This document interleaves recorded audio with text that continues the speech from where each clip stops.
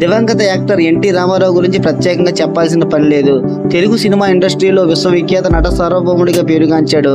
కేవలం ఆయన సినిమాల్లోనే కాకుండా రాజకీయాల్లో కూడా తనకంటూ ఓ చెరగని ముద్ర వేసుకున్నారు. అయితే అలాంటి ఈ హీరో మీద అప్పట్లో ఈయనంటే పడని వాళ్ళు ఎన్నో పుకార్లు సృష్టించారు.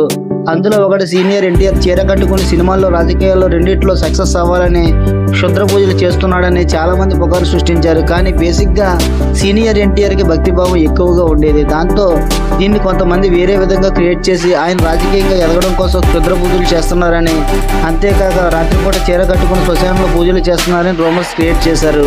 ఇందులో ఎలాంటి నిజం లేదని చాలా మంది కొట్టిపారేశారు. అలాగే ఇదంతా పచ్చి అబద్ధమని సీనియర్ సినీ జర్నలిస్ట్ భరద్వాజ్ కూడా తెలియజేశారు. ఆయన మాట్లాడుతూ అన్నగారంటే పడని వారు కొంతమంది కావాలని ఈ రూమర్స్ని క్రియేట్ చేశారు. అందులో ఎలాంటి నిజం లేదు. ఆయనకు వస్తున్న ప్రజాదరణ చూసి ఓర్వలేకే ప్రతిపక్షాలు ఈయనపై పుట్టించిన పుకార్లంటూ కొట్టిపారేశారు. ప్రస్తుతం ఈ వార్త నెట్టింట వైరల్ అవుతుంది.